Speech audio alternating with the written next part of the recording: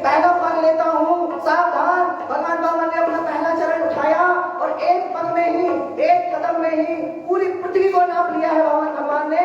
भगवान बामन बोले बलि दूसरा पग उठाता हूँ। दूसरा पग जैसे ही उठाया तो ब्रह्मा जी के सच्चलोक को स्पर्श कर गया। ब्रह्मा जी ने, उनके कमंडलों में गंगा जल था, उस गंगा जल से बामन भगवान के चरण धो दिए हैं। वही गंगा जल जब धरती पर आया, उतरा, तो भगवान शंकर ने कि ये मेरे आराध्य श्री हरि का चरणामृत है, अपने जटाओं में मस्तक पर धारण किया है।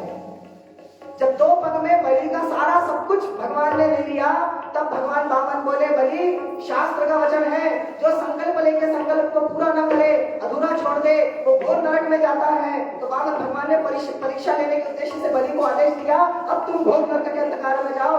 बलि चरणों में गिर गया, त्राहिमाम पाहिमाम, हे महाविष्णु, हे विराट पुरुष, मेरे साथ अन्याय मत कीजिए, अभी भी मेरे पास कुछ शेष है। बामन भगवान बोले बताओ क्या शेष है, क्या ले लूं? तो बलि ने कहा अब तो मेरे पास मेरा यह शरीर ही शेष है, मेरे मस्तक पर चरण धर दीजिए, मुझे भी अपना ले लीजिए।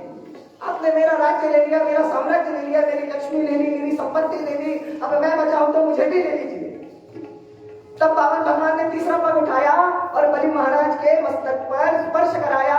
चाहते तो बलि महाराज को जैसे हम मच्छर को, मक्खी को मसल लेते हैं पैरों से, इसी प्रकार बलि को भी मसल देते, परंतु ऐसा नहीं किया, क्योंकि प्रहलाद महाराज को कल वचन दिए थे कि भक्तराज प्रहलाद, तुम्हारे वंश में मैं अब किसी भी मैं हत्या नहीं करूंगा।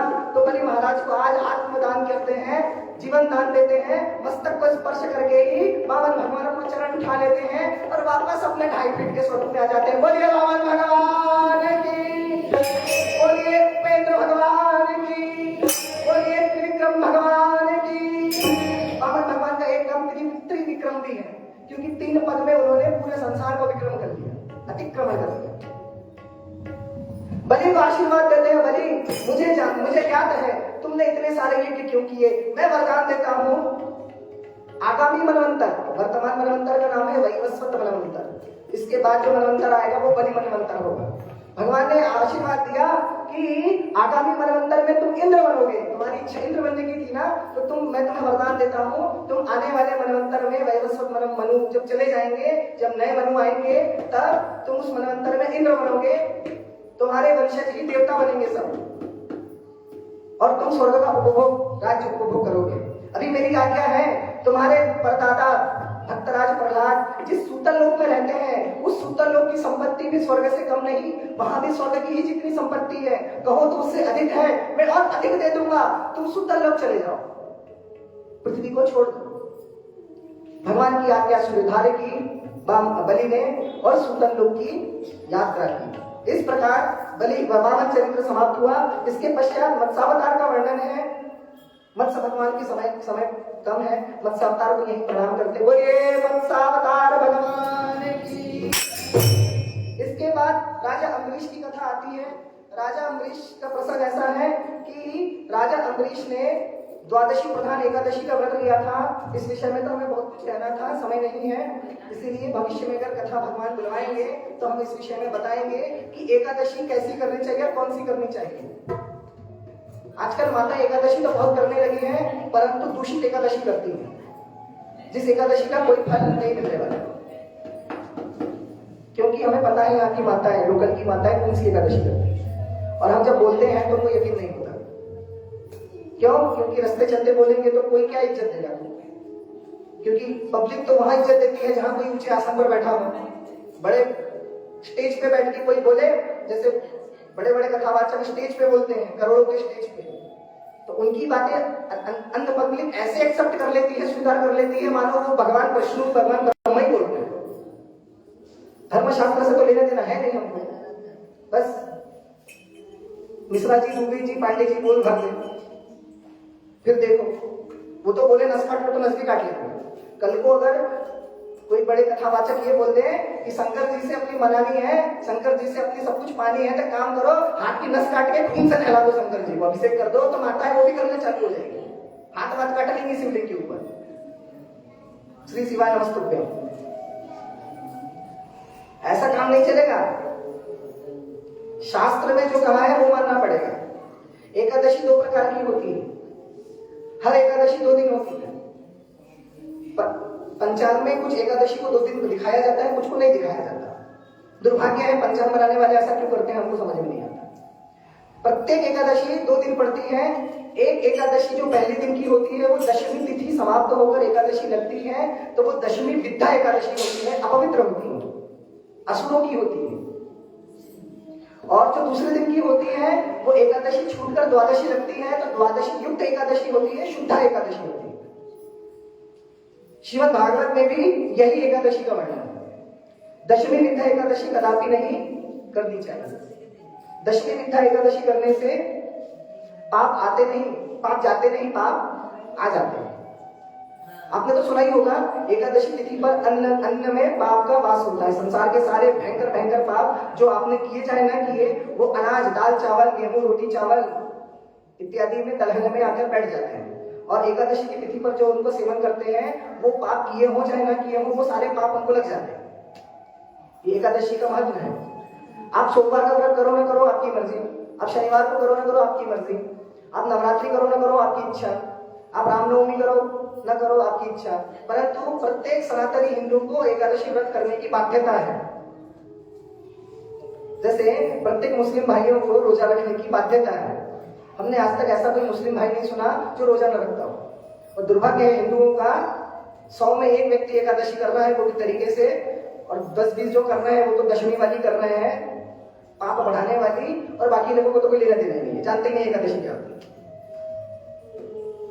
कुप्रथा ऐसी चली, विधवाओं को एकादशी करना चाहिए, सधवाओं को नहीं करना चाहिए, ना तो पति मर जाएगा। वाह, अद्भुत। पता नहीं कौन सा पुराण से पढ़ के आए हैं, कौन से कथावाचक ने बताया। तो ये प्रथा समय नहीं है, बताते तो बहुत कुछ अच्छा लगता है हमें भी, परंतु चेष्टा कीजिएगा द्वादशी युक्त एकादशी कीजिएगा। सूर्योदय से 36 मिनट पूर्व तक, 48 मिनट पूर्व तक का जो समय होता है, उस समय यदि दशमी हो और सारा दिन एकादशी हो, तो चूंकि सूर्योदय से 48 मिनट पूर्व दशमी थी, इसीलिए वो एकादशी विद्या हो जाती है। वो सारे दिन एकादशी होने पर भी उसको त्यागना चाहिए। और यदि उसके अगले दिन एकादशी अगर सूर्योदय से पूर्व ही है और उसके बाद द्वादशी लग गई है, सारा दिन द्वादशी है, एकादशी तो खत्म हो गई, तो वो भी चूंकि शुद्ध है, इसीलिए द्वादशी प्रधान एकादशी ही करना चाहिए। दुर्भाग्य यह है, हम हिंदुओं को कैलेंडर देख के, पंचांग देख के तिथि गिनने नहीं आता, तिथि का समय समझ नहीं आता, तिथि कब से कब लगी। बस कैलेंडर में जिस दिन बोला दिया है उस दिन को हमने मान लिया है। तो अम्बरीश महाराज द्वादशी प्रधान एकादशी करते हैं। 1 वर्ष तक उन्होंने अपनी धर्मपत्नी के साथ द्वादशी प्रधान एकादशी की है। आज उनका पारण है। आज वे मधुबन आए हैं, यमुना जी में स्नान किया है, भगवान श्री राधा कृष्ण का पूजन किया है, लक्ष्मी नारायण सीता रामचंद्र जी का पूजन किया है और व्रत पारण करने ही वाले हैं। इतने में दुर्वासा ऋषि आए।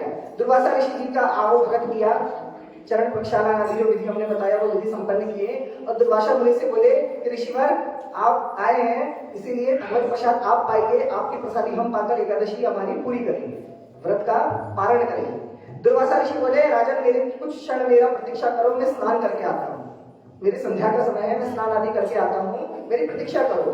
काफी समय हो गया, दुर्वासा जी लौट कर नहीं आए। तो अम्बरीश महाराज भयभीत हो गए, क्योंकि एकादशी का पारण भी समय से करना होता है। द्वादशी पर एक नियम समय दिया रहता है, प्रत्येक एकादशी का पारण का समय होता है। पारण का समय छूटा जा रहा था। अम्बरीश महाराज ने अपने आचार्यों से पूछा, आचार्यगण हमें बताइए कि अब मैं धर्म संकट में क्या करूं, यदि मैं दुर्वासा जी की रास्ता ना देखूं और मैं प्रसाद पालूं तो पाप होगा, और यदि एकादशी को पारण समय पर न करूं तो भी पाप होगा, तो मैं क्या करूं। तब आचार्य ने कहा, राजन, जो जल होता है पानी, इसको शास्त्रों में अन्न माना भी है और नहीं भी माना है, इसीलिए जल पीकर पारण कर लो। जब दुर्वासा जी आएंगे तो अन्न पालेगा। तो जलपान किए, इतने में दुर्वासा जी आ गए। जल पीते हुए अम्बरीश को देखा, दुर्वासा जी रुष्ट हो गए, बोले, अरे पापी, अरे कुलांगार, तूने मेरे आने से पूर्व ही व्रत का पारण कर लिया। अब देख मैं तुझे क्या बताता हूँ, ब्रह्मदंड किसे बोलते हैं। अब की जटा उखाड़ी, धरती पर पटक मारा, कृत्या राक्षसी उत्पन्न हुई। कृत्या राक्षसी को बोला, इस अम्बरीश को भस्म कर दे। अम्बरीश के ऊपर कृत्या राक्षस ने आक्रमण किया। इतने में भगवान का सुदर्शन चक्र आया। बोले, सुदर्शन भगवान की। सुदर्शन चक्र ने कृत्या राक्षसी का तन नष्ट कर दिया, भस्मसात कर दिया। भगवान का सुदर्शन चक्र, सुदर्शन महाज्वाला कोटि सूर्य समप्रभ, अज्ञानांधस्व में देव कृष्णो मार्ग प्रदर्शय। भगवान का प्रलय है सुदर्शन चक्र, इस संसार का अंत है सुदर्शन चक्र। ये काल जो है, महाकाल जो सबको डस रहा है, सबको खा जाएगा, ये मृत्यु, ये सुदर्शन चक्र है भगवान का। स्वयं भगवान शंकर महारुद्र सुदर्शन चक्र के रूप में भगवान विष्णु के हाथ में घूमते रहते हैं। भगवान का चक्र कोई और नहीं है, शंकर जी है, महारुद्र, प्रलय के स्वरूप। ये जो महाकाल है, यही भगवान के सुदर्शन चक्र है, उनकी सेवा करते हैं चक्र के रूप में, दुष्टों का नाश करते हैं, क्योंकि संहार के देवता तो महादेव जी हैं। सुदर्शन चक्र दौड़ पड़ा दुर्वासा मुनि के पीछे। दुर्वासा मुनि भागे कि भगवान का चक्र मेरे पीछे लगा है, अब तो मैं नहीं बचूंगा। त्रिभुवन में भागे, सुदर्शन चक्र पीछा करता रहा। ब्रह्मा जी के पास गए, श्लोक तो थे, गान तो करते समय नहीं है। ब्रह्मा जी के पास गए, ब्रह्मा जी ने बोला मैं और ऋषि मुनि कोई भी अमलात्मा विमलात्मा महर्षि देवर्षि परवर्षि किसी में ये सामर्थ्य नहीं भगवान के सुदर्शन को रोक ले, आप तो महादेव जी के पास जाइए। महादेव जी के पास गए, महादेव जी ने बोला मेरे तो क्या, मेरे साथ 11 रुद्र भी अगर आ जाएंगे तो भी महासुदर्शन को नहीं रोक पाएंगे। भगवान स्वयं सुदर्शन है, मैं भी कुछ नहीं कर पाऊंगा। जिनका चक्र है उनके पास जाओ। दुर्वासा मुनि भगवान विष्णु के पास वैकुंठ में जाकर उनके चरणों में गिर पड़े। त्राहि माम रक्ष माम पाहि माम, मेरी प्राण की रक्षा कीजिए प्रभु। भगवान विष्णु बोले हम भक्त पराधीन, मैं भक्त के अधीन हूँ। मेरा अपमान कोई करे मैं सहन कर लेता हूँ, मैं माफ कर देता हूँ, क्षमा कर लेता हूँ, परंतु मेरे शुद्ध भक्त का कोई अपमान करे तो मैं तो क्या, त्रिभुवन में कोई भी उसकी रक्षा नहीं कर सकता, कोई भी उसे क्षमा नहीं कर सकता। इसीलिए जिस भक्त का अपकार किया है, अपमान किया है, उस भक्त के शरण में जाइए। दुर्वासा मुनि दौड़ कर गए, अम्बरीश महाराज के चरणों में गिर गए। दुर्वासा मुनि ब्राह्मण है, अम्बरीश महाराज क्षत्रिय है, परंतु दुर्वासा ऋषि ब्राह्मण, अपना जो अभिमान था ब्राह्मण जाति का, उसको भी छोड़कर, अरे जब जानवर बनाई हो तो क्या ब्राह्मण, क्या क्षत्रिय, क्या वैश्य, क्या शूद्र और क्या नीच, जो बचाए वही परमात्मा है। अम्बरीश महाराज के चरणों में गिर गए। अम्बरीश महाराज ने देखा ब्राह्मण देवता, वो भी दुर्वासा महर्षि भगवान रुद्र के अवतार है, शिव जी के अंशावतार है। शिव पुराण में कथा आती है 21 अवतार लिए शंकर जी ने, उसमें से एक रुद्रावतार दुर्वासा है। अत्रि मुनि के पुत्र है, अनुसुईया माता के बेटे, दत्तात्रेय भगवान के भाई है, सगे भाई। चरणों में गिर पड़े। अम्बरीश महाराज ने तुरंत उठाया, ईश्वर ये क्या कर रहे हैं, मुझे पाप का भागी मत बनाइए, मैं आपकी रक्षा करता हूँ, आप चिंता मत कीजिए, भगवान का चक्र मेरे लिए ही तो आया है ना, मैं उपाय करता हूँ। अम्बरीश महाराज सुदर्शन भगवान की स्तुति करते हैं। त्वमग्निर्भगवान् सूर्यस्त्वं सोमो ज्योतिषांपति, त्वमापस्त्वं क्षितिर्व्योमा वायुर्मात्रेन्द्रियाणि च, सुदर्शन नमस्तुभ्यं सहस्राराच्युत प्रिय, सर्वशास्त्रघातिं विप्राय स्वस्ति भूयात् बृहस्पते।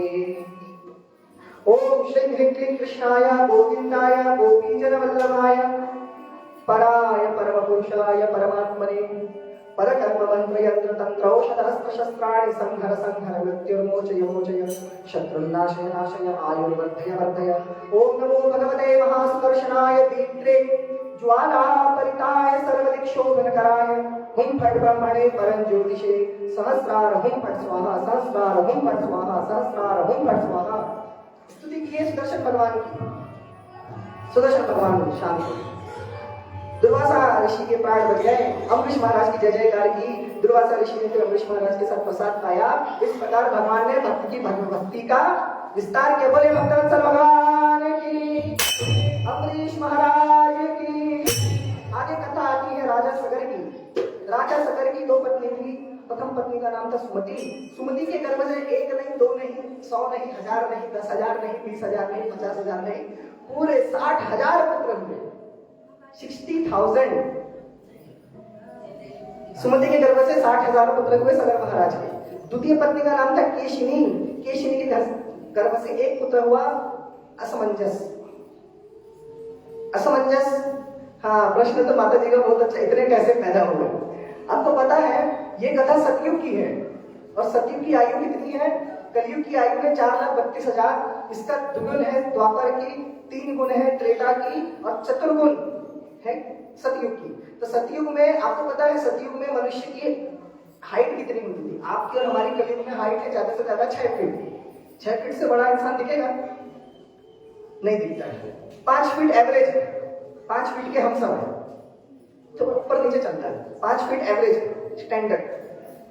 तो द्वापर युग में इसके डबल होते थे, क्योंकि युग डबल था, आयु दुगुन थी, कलयुग से दुगुनी आयु थी द्वापर की। तो आयु कलयुग द्वापर युग में एक औसत मनुष्य की ऊंचाई 10 से 12 फीट होती, त्रेता में 3 गुण होती थी, अर्थात 24 से 26 फुट होती, और कलयुग और सतयुग में एक औसत मनुष्य की ऊंचाई लंबाई 50 से 55 फीट होती थी, और आयु भी ऐसी होती थी। कलयुग में मनुष्य की औसत आयु 100 वर्ष, द्वापर में 500 वर्ष, त्रेता में 10,000 वर्ष, और सतयुग में लाखों वर्ष।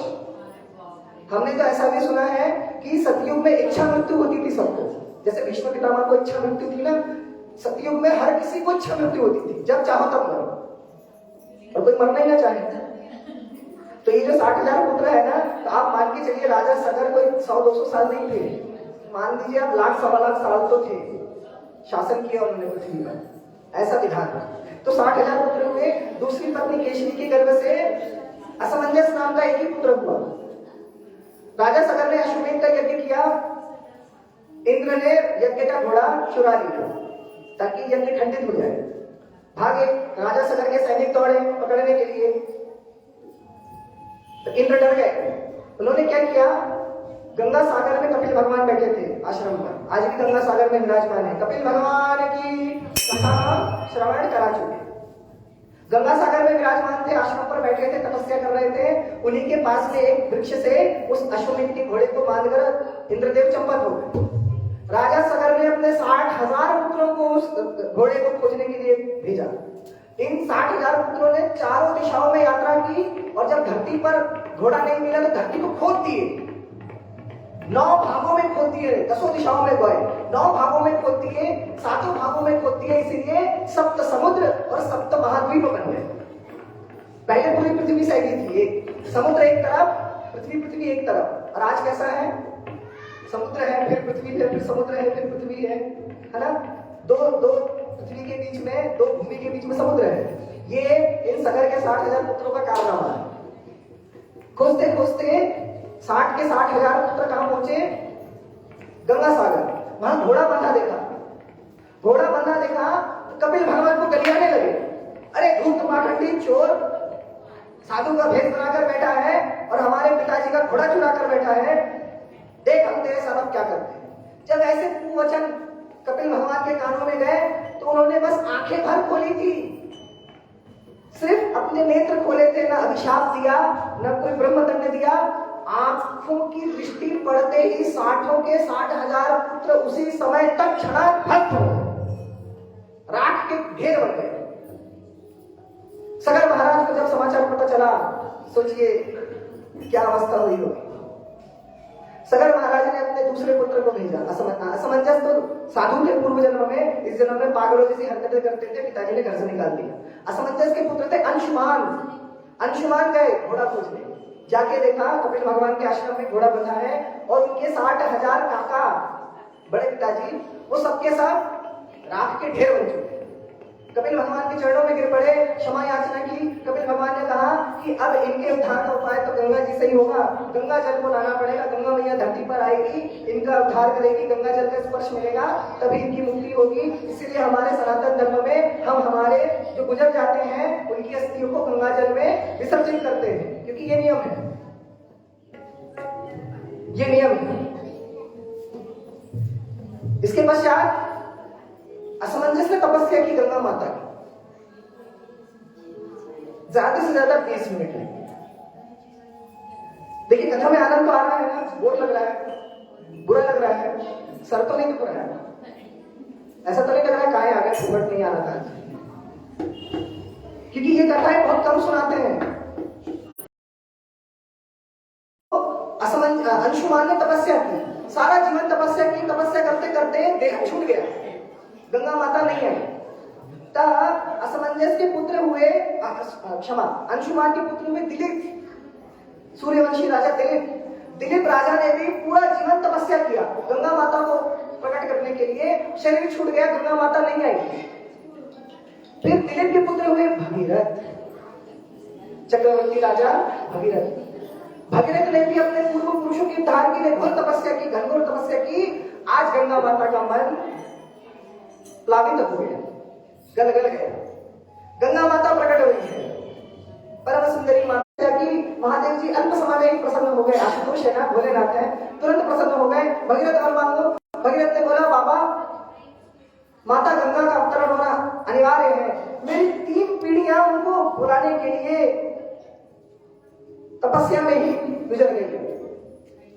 अब यदि मेरा जीवन भी ऐसा चला जाएगा तो फिर तो देवी देवताओं से, ईश्वर से, भगवान से सबका विश्वास ही मिट जाएगा। फिर तपस्या कौन करेगा? कोई नहीं करेगा। तो बाबा ने बोला, महेश्वर ने बोला, मैं धारण करूं। भगवान शंकर खड़े हो गए, अपनी जटाओं को खोल लिया। बाबा तबले की ताल देंगे, काका तबले की ताल देंगे। भगवान शंकर ने अपनी जटा खोली, बालों को ऐसे बिखेर लिया और दोनों भुजाएं ऊपर करके बोलते, गंगा। नहीं आई। बाबा ने और जोर से बोला, गंगा। नहीं आई। तीसरी बार जैसे ही पुकारा, प्रचंड आवाज से सिंहनाद करते हुए, गंगा। तो माता गंगा घबरा गई।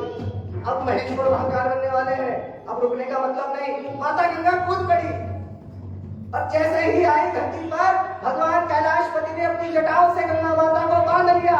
गंगा माता भगवान की जटाओं में अमृत हो गई और छोटी छोटी अनेक धाराओं के द्वारा भगवान की जटाओं से प्रवाहित होने लगी। बोले गंगाधर महादेव की, गंगा मैया की।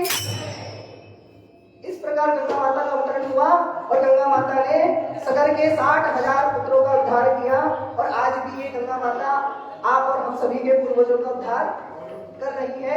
इसके पश्चात परशुराम अवतार की कथा आई और हम बता चुके हैं, थोड़ा से नहीं संपन्न कर देंगे। 21 बार भार्गव परशुराम ने क्षत्रियों का वध कर दिया, क्योंकि कार्तवीर्य अर्जुन सहस्रार्जुन के बेटों ने, जब परशुराम भगवान ने सहस्रार्जुन के हजारों भुजाओं को काटकर उसका मुंड धड़ से अलग कर दिया, उस समय उसके जो पुत्र थे, 100 पुत्र, उन लोगों ने ध्यान में बैठे हुए परशुराम जी के पिता जमदग्नि का मस्तक भी पीछे से आकर धड़ से अलग कर दिया। तब परशुराम की माता रेणुका ने 21 बार छाती ठोकी, बेटा परशुराम, बेटा परशुराम, बेटा परशुराम, बेटा परशुराम। 21 बार परशुराम जी को पुकारा। परशुराम जी कहीं दूर थे। माता की वाणी सुनकर दौड़े दौड़े आए। पवन के वेग से परशुराम जी आश्रम को आए। अपने पिता का सर कटा धड़ देखा, माता को 21 बार छाती पीटते देखा। भार्गव परशुराम ने प्रतिज्ञा कर ली, माता जिन नीच क्षत्रियों की वजह से 21 बार तूने अपनी छाती पीटी है और जिन नीच क्षत्रियों ने मेरे पिता की ऐसी निर्मम हत्या की है, मैं 21 बार क्षत्रियों से पृथ्वी को विहीन कर दूंगा, तभी तुझे मुंह दिखाऊंगा। भगवान अपना धनुष लेकर, त्रिशूल लेकर, खड्ग लेकर और परशु लेकर, शंकर जी का दिया हुआ परशु लेकर कूद पड़े क्षत्रियों के ऊपर। घर में घुस घुस के निकाल के मारा है क्षत्रियों को। मुंडों की, हाथों की, पैरों की, धड़ों की, मुंडों की पर्वत बना दिए। कुरुक्षेत्र में 21 बार क्षत्रियों का नाश किया है, दुष्ट क्षत्रिय राजाओं का। प्रचंड पराक्रमी, असंख्य क्षोहिणी सेना और केवल एक परशुराम, भार्गव परशुराम जो भगवान के शब्दवेश अवतार है, 21 बार क्षत्रियों का निर्मम संहार किया है। 5 रक्तों से, क्षत्रिय राजाओं के रक्तों से 5 कुंड बना दिए। कुरुक्षेत्र में आप जाइए, पंचकुंड तीर्थ है, 5 कुंड है कुरुक्षेत्र में आज भी। अब तो जल है, रक्त से भरा हुआ था। और जब प्रतिज्ञा पूरी हो गई, तब अपने गुरु महाराज कश्यप प्रजापति को पूरी भूमि दान दे दी। कश्यप मुनि बोले, अब पृथ्वी पर नहीं रह सकते, इसीलिए महेंद्र पर्वत राम कथा में वर्णन है। तब से परशुराम भगवान आज भी अमर है, सप्त चिरंजीवी है, अमर है। जैसे अश्वत्थामा अमर है, परशुराम हनुमान जी, विभीषण, अश्वत्थामा बलिर्व्यासो, हनुमानश्च विभीषणः, कृपा परशुरामश्च सत्यता चिरजीविनः। ये 7 लोग अमर हैं। परशुराम जी भी अमर है, महेंद्र पर्वत में निवास करते हैं, धरती पर नहीं रहते। इसके पश्चात श्री राम अवतार की कथा है। राम अवतार की कथा अगर भागवत में सुना देंगे तो फिर राम कथा भी क्या सुनाएंगे। इसीलिए राम जी को भजन के माध्यम से हम लोग स्मरण करेंगे और कथा को विश्राम देंगे। और कल श्री कृष्ण की कथा तो 100% शुरू हो रही है, क्योंकि राम जी के बाद तो रहेंगे ही आते हैं। इसलिए कल से जो शेष 3 दिन है कृष्ण कथा सुनेंगे। कहा तो आज का था, लेकिन हम क्षमा प्रार्थी हैं, कथा इतनी थी और भाव में भी चले गए थे बीच में, तो समय अधिक हो गया। इसीलिए है ना, आप कोई वो मत विचारिएगा, कल तो कृष्ण कथा ही है, कल कृष्ण कथा ही है। आपकी कथा तैयार तैयार हो तो किसी को तैयार करने लगाओ। पहले हम श्री राम जी का स्मरण करेंगे, फिर भागवत जी की आरती करेंगे।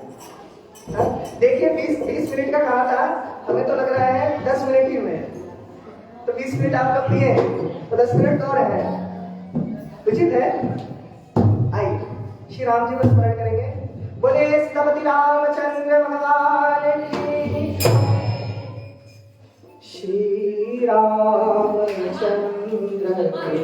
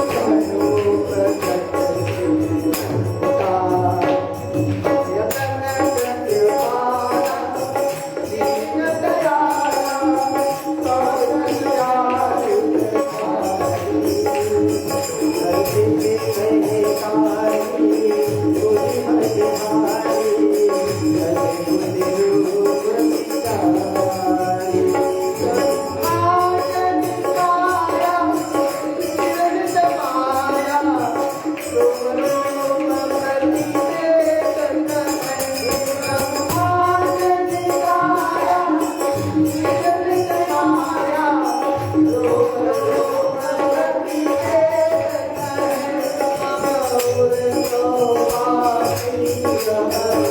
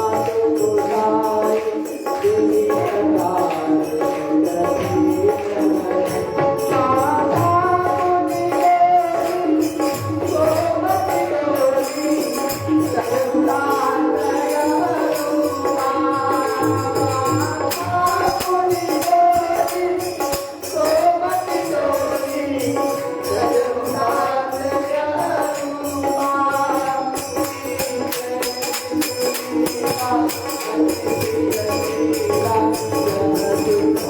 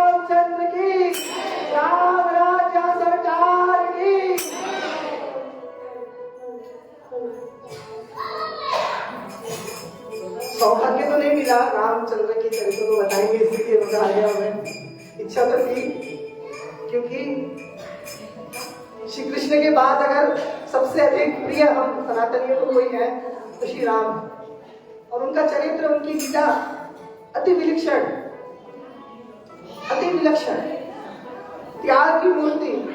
विचार कीजिए, जिसका पिता कल ही बोला हो कि तेरा राज सिंहासन होना है, राज्याभिषेक होना है, अगले दिन उस बेटे को वही बाप बोल रहा है कि अब तेरा राज्याभिषेक तो नहीं होगा, वनवास, 14 वर्ष का वनवास तुम्हें जाना पड़ेगा।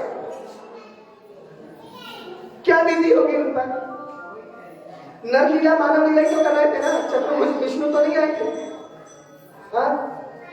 सुनी वचन सुनाना, रोदन ठाना, वही बालक सुरों के देवताओं के राजा कौशल्या मैया की प्रार्थना पर सामान्य ऐसे नन्हे मुन्ने बालक बन गए।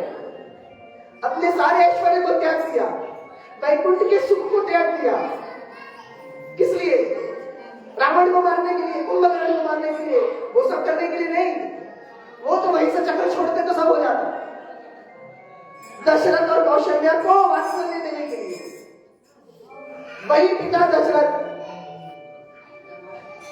जो भी बंधता रही है, जो भी कारण रहा हो, रघुकुल सदा चली आई, प्राण जाए, वचन जाए, इत्यादि इत्यादि, परंतु ये विस्मृति कर गए कि परमात्मा मेरा पुत्र बना है।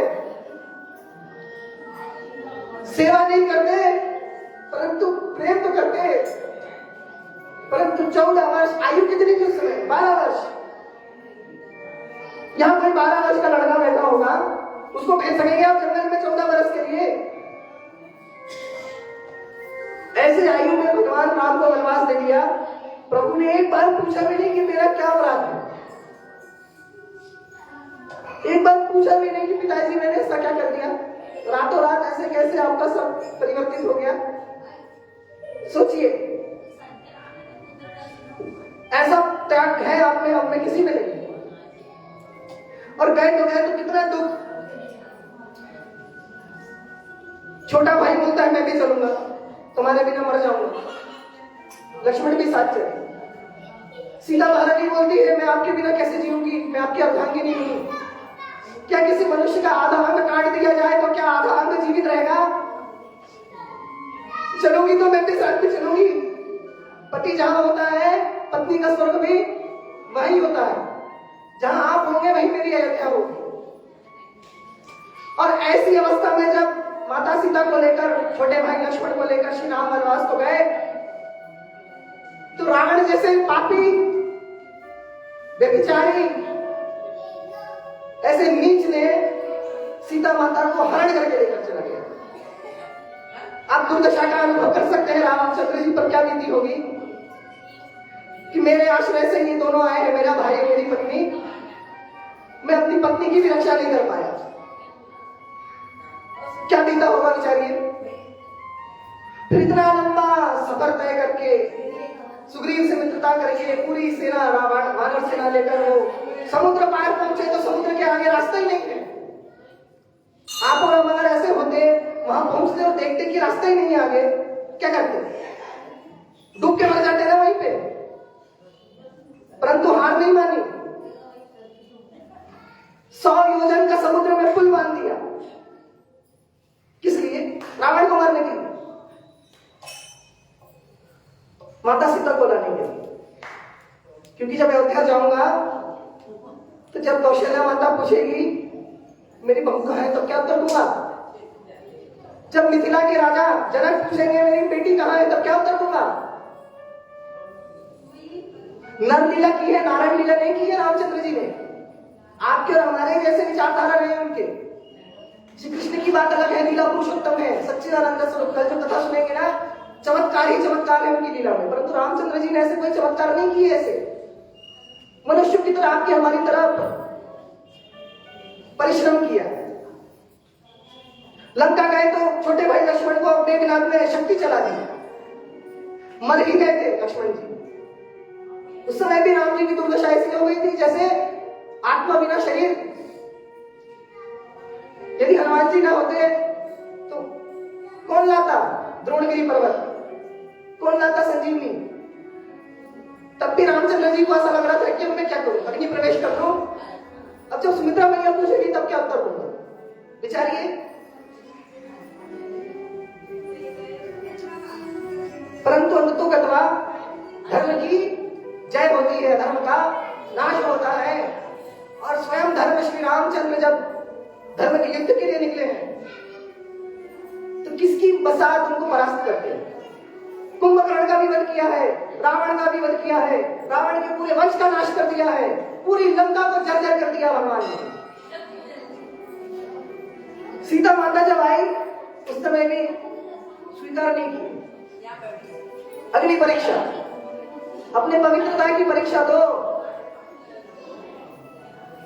जिस पत्नी के लिए इतना कुछ संघर्ष किया वो पत्नी जब मिलने को आई तो उस समय कह रहे हैं कि अग्नि परीक्षा दो पहले। क्यों? क्योंकि मर्यादा पुरुषोत्तम होना, मर्यादा को स्थापित करनी पड़ेगी, वरना संसार मुझ पर लांछन लगाएगा। अग्नि परीक्षा दी। जब अग्नि परीक्षा में सीता माता जीत गई, तब जब पुष्पक विमान से जब अयोध्या आए, कुछ वर्ष ही सुख से जी पाए थे। एक नीच धोबी उसके लांछन लगाने पर राजधर्म को प्रस्तुत करने के लिए, राजधर्म कितना कठिन है, राजधर्म कितना बड़ा संन्यास है, ये प्रस्तुति देने के लिए भगवान ने पुनः सीता माता का परित्याग कर दिया। विचार कीजिए राम जी पर क्या बीती होगी। लोग लांछन लगाते हैं राम जी पर, कैसा भगवान था, किसका भगवान था। पत्नी को जंगल में फेंक के आ गया, गर्भवती पत्नी को। लेकिन राम जी के दृष्टिकोण से कभी सोचते हैं कि उन पर क्या बीती होगी। जिन सीता माता को पाने के लिए इतना परिश्रम करके रावण को जीता, उन्हीं सीता माता को उन्हें राजधर्म के बाध्यता के कारण परित्याग करना पड़ा। राम जी के दृष्टिकोण से कभी हम सोचते हैं राम जी पर क्या बीती होगी। सारा दुख, सारा दर्द सीता मैया के लिए, परंतु परमात्मा श्री राम के लिए सोचते हैं कभी उन पर क्या बीती होगी? नहीं सोचते। वो तो मझधार में थे ना, एक तरफ गृहस्थ धर्म, एक तरफ राजधर्म। गृहस्थ धर्म को मानने जाता हूं तो प्रजा गरियाएगी, राजधर्म को मानने जाता हूं तो मेरी प्रेम प्रिया पत्नी जो भी गर्भवती है मुझसे विलग हो जाएगी। परंतु उन्होंने इच्छाओं से अधिक कर्तव्यों को, कामना से अधिक कर्तव्य को महत्व दिया। हमें शिक्षा देने के लिए, आप और हमको शिक्षा देने के लिए। इच्छाएं तो हम जीवन भर बहुत कुछ करते हैं, जरूरी नहीं कि सारी इच्छाएं पूरी हो, परंतु हर मनुष्य को जीवन में जितने कर्तव्य हैं उनको तो पूरा पूरा पालन करने की चेष्टा करनी चाहिए। जब पत्नी से पुनः मिले लवकुश के जन्म के बाद, तब सीता माता कहती है कि यदि मैंने श्री राम को तन मन प्राण से अगर पूजा है, माना है, तो हे पृथ्वी तुम मुझे अपने में समा लो। उसी समय पृथ्वी विस्फोट हो गया, धरती माता भूदेवी प्रकट हुई, जानकी जी को अपनी गोदी में बिठाकर, भूमिजा है ना, भूमि की ही तो कन्या है, भूमि संपन्न हुई, भूमि में प्रवेश कर गए। उस समय राम जी पर क्या बीती होगी? विचारते हैं हम कभी राम जी की क्या दशा हुई होगी? ऐसे भगवान जनरंजन करने के लिए अवतरित हुए।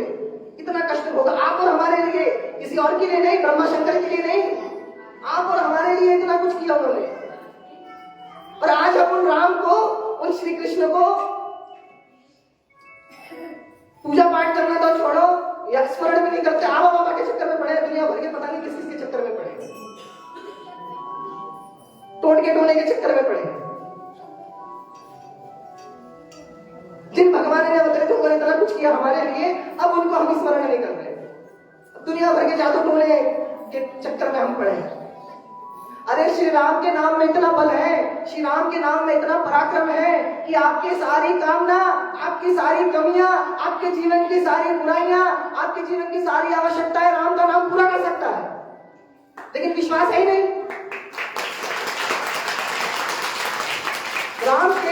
श्री राम के नाम पर विश्वास नहीं है। विश्वास किससे? बेलपत्ती चबाने पर विश्वास है, शहद लगाकर बेलपत्ती चिपकाने पर विश्वास है।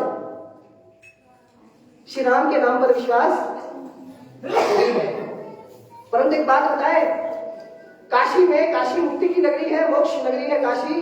काशी में जो देह छोड़ता है उसका पुनर्जन्म नहीं होता है। क्यों नहीं होता है, कभी विचारा है आपने?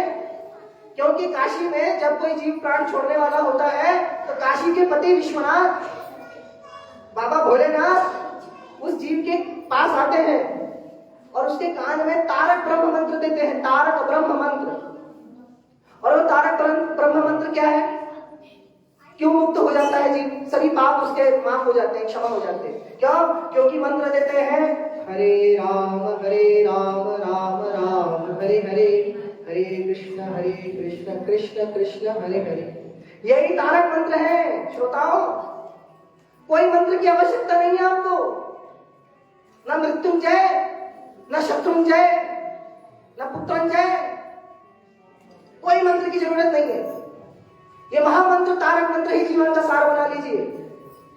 सारे आपकी कामना इहलौकिक पारलौकिक सब कुछ संपन्न हो जाएंगे। परंतु ये बाबा वो बाबा, ये मंत्र वो मंत्र के चक्कर में पड़ेंगे तो फिर कुछ नहीं होने वाला। और आरती के लिए थाली तैयार कीजिए और आप सभी से अब वाणी को कथा में विश्राम देते हैं। और आज कुछ गर्म मुद्दे हमने बोले और बुरे लगे होंगे कुछ लोगों को, हो सकता है अवश्य ही लगे होंगे, तो उनके समक्ष करवत क्षमा याचना है। अगर आपको बुरा लगा हो जो साईं बाबा के विषय में हमने कुछ बातें बताई, परंतु विचार कीजिएगा, गलत नहीं कहा है। विचार कीजिएगा तो आपको समझ में आएगा कि जो बताया तो गलत नहीं बताया।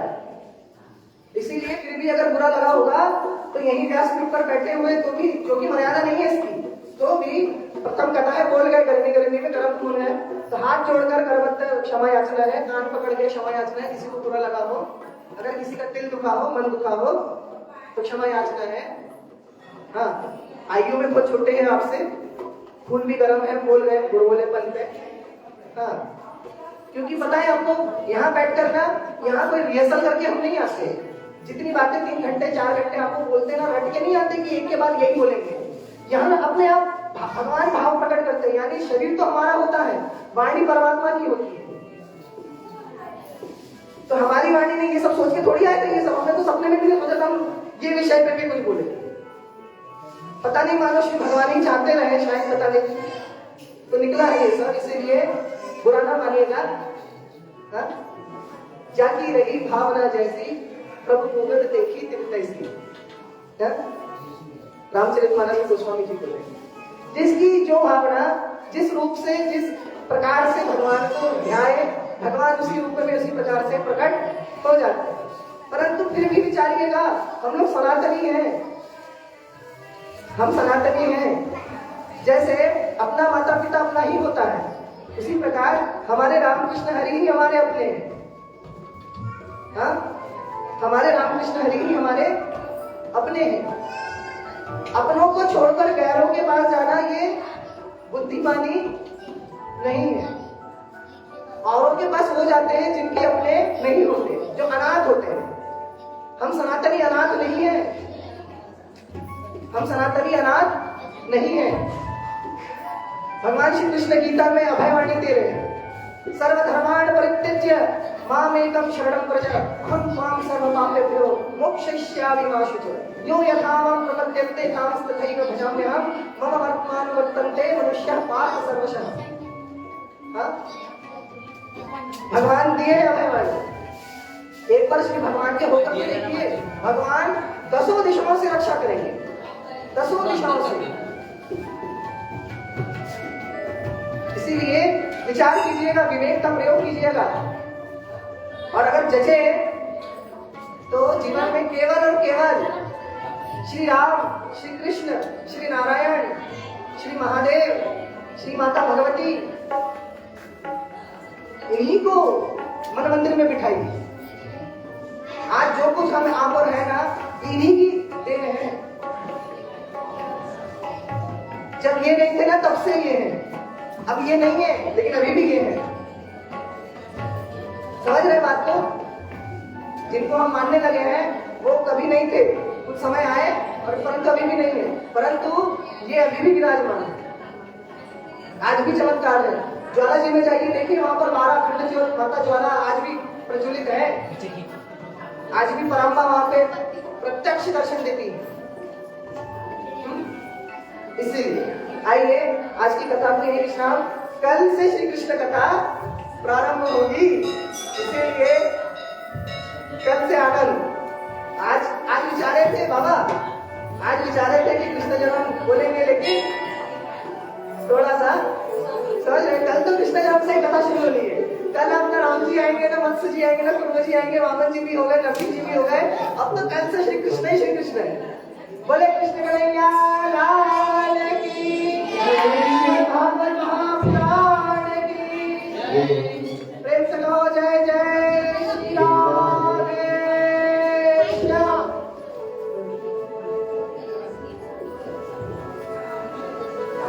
आज प्रार्थना है, आज कल का वो निकालो, कल के नाम। कल श्रोताओं ने, श्रद्धालु भक्तों ने बहुत सुंदर सहयोग प्रदान किया श्री भगवान को, श्री भागवत महापुराण को, और इस कथा के आयोजन को बहुत सुंदर।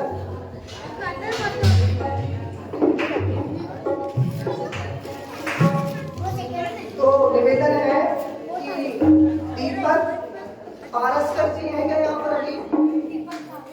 यदि है तो वो आए आरती के लिए, उन्होंने सुंदर सहयोग प्रदान किया। इसके पश्चात मुन्ना लाल जी यदि उपस्थित हो तो आइएगा, सुंदर सहयोग प्रदान किया। इसके पश्चात काशी साहू जी यदि उपस्थित हो तो, हमें तो लग रहा है कोई उपस्थिति नहीं है, आप कल मिलेंगे ये लोग। इसके पश्चात धन्येश नारे जी है क्या? धन्येश नारे जी आप है काका, आइए, घबराइए मत, आपकी भी कथा है, आइए। और टेनी प्रसाद चौहान जी, टेनी प्रसाद चौहान जी बाबा आप है, आइए, आपका स्वागत। बहुत सुंदर सहयोग प्रदान किए, और ये केवल सहयोग नहीं, आपका आशीर्वाद है, प्रोत्साहन है कि मतलब हमें अब यकीन है कि भविष्य में, क्योंकि हमसे कोई कथा तो कराएगा नहीं, छोटे आदमी है, कथा तो बड़े वालों से कराई जाती है, बड़े बड़े जिनके करोड़ों सब्सक्राइबर हो, फॉलोवर हो। हमारा तो कुछ नहीं है, बहुत हिम्मत करके ये कथा की हमने। भविष्य में करेंगे कि कराएगा नहीं पता नहीं, परंतु आप लोगों ने जो है ना ऊर्जा दिया कि नहीं, अगर हम अगली बार भी खुद से इस प्रकार करेंगे तो आप जैसे श्रद्धालु लोग पूरे कार्यक्रम को संपन्न कर देंगे। तो और आज हमारे श्री माता मंदिर के समिति के आदरणीय सम्माननीय जिन्होंने हमें ये सुयोग समझा और स्थान प्रदान किया, और सारी सेवा, साउंड की सेवा, बहुत कुछ सेवा उन्होंने की। मतलब एक मुंह बोली सहायता तो हर कोई करता है, लेकिन जो सामग्री देकर, घर देकर सहायता करता है ना, वो असली सहायक होता है। तो वो तो अभी नहीं है, व्यस्त है, कल उनको फोन करके विशेष बुलाएंगे। तो उनकी धर्मपत्नी जी उपस्थित है, तो उनका हार्दिक स्वागत है, आइएगा आरती के लिए। जय श्री कृष्ण। और माता जी ने आज बहुत भाव से कथा श्रवण किया, मतलब हमें बहुत सुंदर लगा। माता जी से भी निवेदन है, आप भी आइए, आप अधिकारी हैं, आरती सबको कराओ, आरती कराओ। काका आइए, बाबा आइए, बहुत अच्छा लगा। और एक सूचना, कल श्री कृष्ण कथा से ही कथा प्रारंभ होगी। भगवान कृष्ण की सारी बाल लीला कल सुनाई जाएगी, ध्यान से सुनिएगा। कल दामोदर लीला होगी, हमने कहा था ना दामोदर लीला एक विशेष अनुष्ठान है। आप जितने श्रद्धालु भगवान के दामोदर आरती में सहभागी होना चाहते हैं, तो घर से केवल एक घी का दीपक सजाकर आइए। और कल भगवान जन्म लेंगे तो वो जो नियम है हमने देखा है कि पीला वस्त्र पहनते हैं, बोले सभी माताएं पीली साड़ी पहनते हैं कृष्ण जन्म के लिए। कल सभी पीले उस वस्त्र में आएंगे और एक घी का दीपक जिनको दामोदर भगवान के अद्भुत लीला में और उनका दर्शन और उनका आशीर्वाद पाना है। आपको पता है कार्तिक का महीना आएगा ना, अभी कार्तिक महीने में दीपदान की महिमा है, घी के दीपदान की महिमा है। हमने देखा माता कुंभ नदी में जाके घी के दिए छोड़ती है। तो आपको पता है ये घी का दिए की महत्ता ये दामोदर भगवान के लिए ही है, क्योंकि कार्तिक मास का वैष्णव जगत में नाम है दामोदर मास, और इसी महीने दामोदर भगवान की उखड़ की लीला हुई। दामोदर भगवान की प्रसन्नता के लिए घी की लीला की जाती है। तो कार्तिक मास का तो पता नहीं, कल ही हमारा कार्तिक है, कल ही दामोदर होगा। दामोदर भगवान की लीला श्रवण करेंगे, सभी दामोदर भगवान की आरती भी करेंगे, और आपके आज तक जितने कार्तिक मास के दीपदान किए होंगे ना, उनका फल मिलेगा कि नहीं मिलेगा हम नहीं बोल सकते। कल जो दीपदान करेंगे दामोदर भगवान के लिए, हम गारंटी देंगे, व्यासपीठ गारंटी देगी, पूरे दामोदर मास का फल पाएंगे। बोले दामोदर भगवान की थाली और भी है, थाली जब चली जाएगी तो माता आइए। हाँ, आप सभी आप जितने इच्छुक हैं आइए, क्योंकि थाली अधिक है, आ जाइए, ऐसी कोई बात नहीं है। कल सभी आएंगे दीप लेकर। बस हमारी अपनी माता श्री से भी निवेदन है, और हमारे मोहल्ले से जो श्रोतागण आए हैं उनसे भी निवेदन है, जल्दी आइए, सामने आइए, आरती की थाली पकड़िए, आज मौका है, कल मुश्किल हो जाएगी, जल्दी आइए।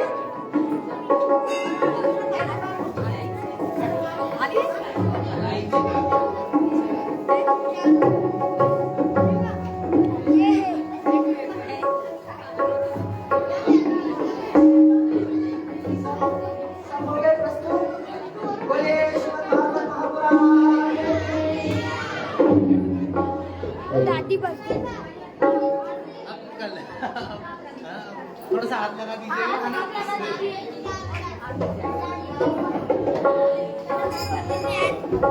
आंटी सॉरी, कोई बात नहीं, ठीक है ना बेटा, हाथ लगा देंगे।